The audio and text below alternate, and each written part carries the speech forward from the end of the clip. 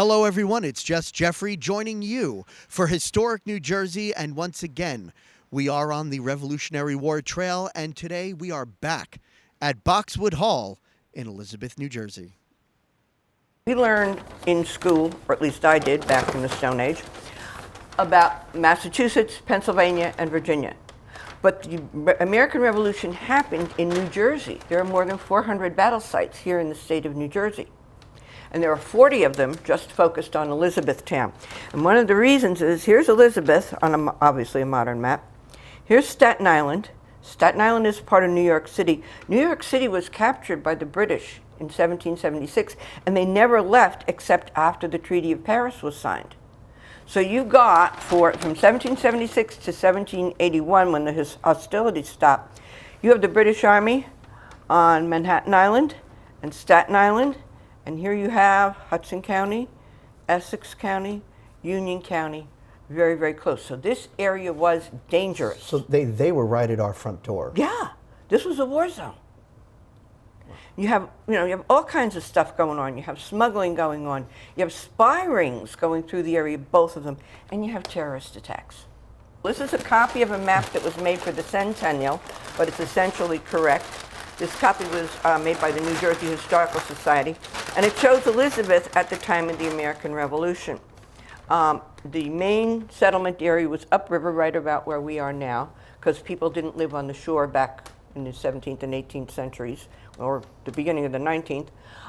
So they would find a harbor or they would find a river and go all the way up as far as possible and build their town there. But one of the things that shows on this map is military placements. And that shows the occupation of Elizabeth in June of 1780, when the British had tried to cross over and capture Washington, who was still at Morristown. They were turned back at Connecticut Farms, now a part of Union Township. They occupied Elizabeth for about 2 weeks and then tried again and were turned back in Springfield. So, Catherine, Elias Boudinot, yes, he's the second owner of Boxwood yes, Hall. It's 1775. It's the summer of 1775. He's entertaining in this room. What's the conversation here? Probably which side, what do we do now?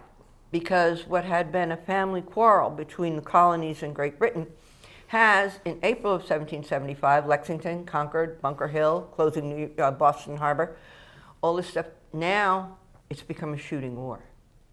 Which side are you on?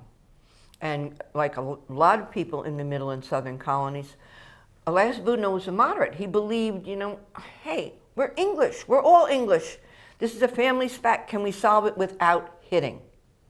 And then Parliament is declaring the colonies in open and traitorous rebellion. Elias Boudinot then decides, okay, Parliament has called us rebels. We got the name. We may as well play the game. He's briefly in the military, but then he is approached to become Commissary General of Prisoners.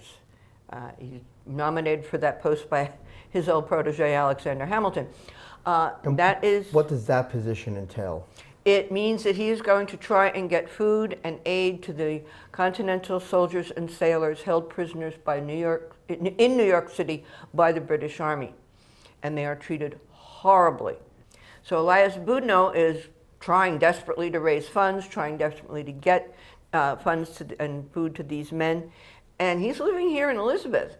And as we saw, Elizabeth is close to Staten Island. He fears for his wife and daughter.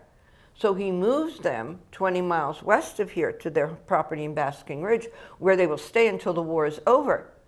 But he's a lucky man. He can move them to this little refugee colony. He has money. What about the rest of us? People who can't afford to move, who have to stay. So does he stay He doesn't stay. He moves around. He puts a woman in charge of the house, who is something else we never think about. She is a refugee. She has fled New York City. She doesn't want to live under the British Army rule.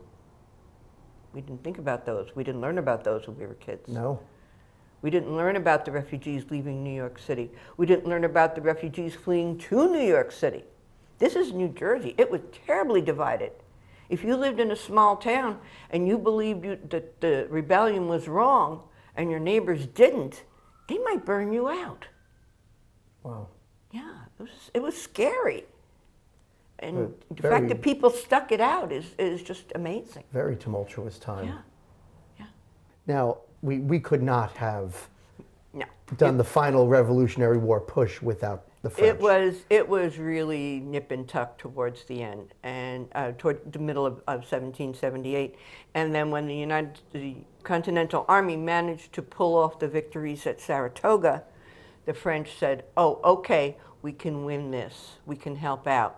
There had been lobbying in the French court, trying to get the French to come in and help. And part of the reason was that there was always animosity between France and England, had been for centuries. So they were just as happy. There were pushes would be pushes in the West Indies and in India. In some ways, this was a global conflict, it turned into one. But the French coming in made all the difference. French money, French troops, and French ships made the difference in the war, was a turning point. So in this room, we have a couple of very interesting artifacts. Yeah. When Lafayette came to visit, he was in 1824, he was one of the few Revolutionary War leaders who was not only alive, Washington had been dead 25 years, but able to get around. And the country went nuts. And among the things they did was there were souvenirs made. The kind of stuff you'd see, I don't know, years ago when the Pope came, little figurines, Yes. little banners, little ribbons. But one of them that we have, I found out later, would have been part of a big tea set, but this is a little picture. And on the front it says, "Landing of General Lafayette, New York, 1824. Look at that. And it's one of my favorite pieces in the collection because it was made in England to commemorate a Frenchman, to be sold in the United States 10 years after all three countries were trying to wipe each other off the face of the earth. So, and the other piece we have is an old cup and saucer. It was given to the house years ago and supposedly was used by Lafayette, not in this house, but in another place he visited. And as I've said before to folks, in this business we hear a lot of what we call nice stories. And at first I was inclined to think that this was just another nice story. Then when you take a good look at it, first off, the time period is correct. It's an early 19th century cup and saucer. But what tipped my thinking, and they glued it together, oh well, we wouldn't do that together today, but that's all right. This little dinky saucer has a very professional repair. It's been glued and stapled, and that's an old repair. You don't see that anymore, not with the fancy glues we have, we don't need it.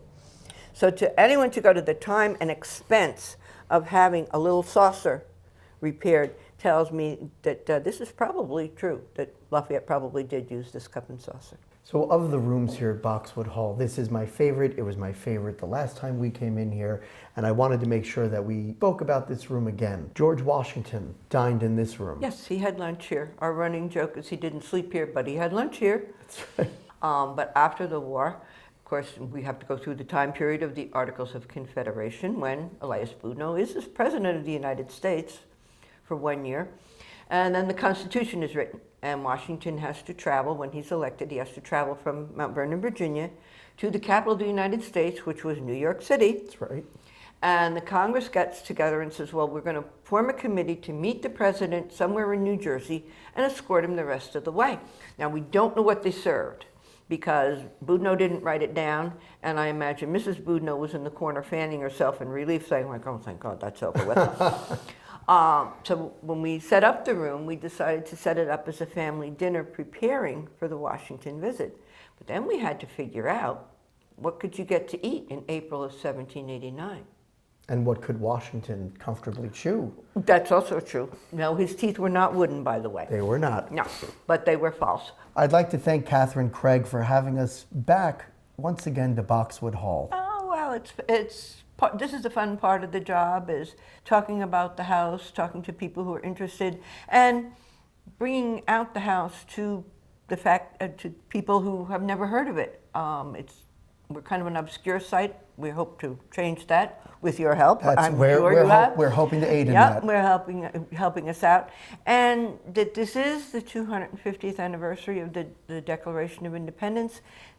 New Jersey, Elizabeth, were in the thick of the conflict that followed, both on a military and an economic level.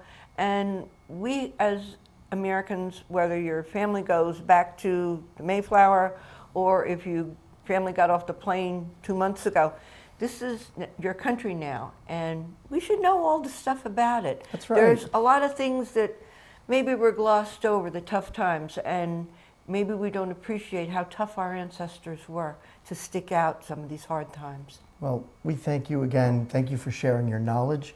And be sure to visit Boxwood Hall. Yes. Come on, say hello to Katherine. And we'll see you next time on Historic New Jersey.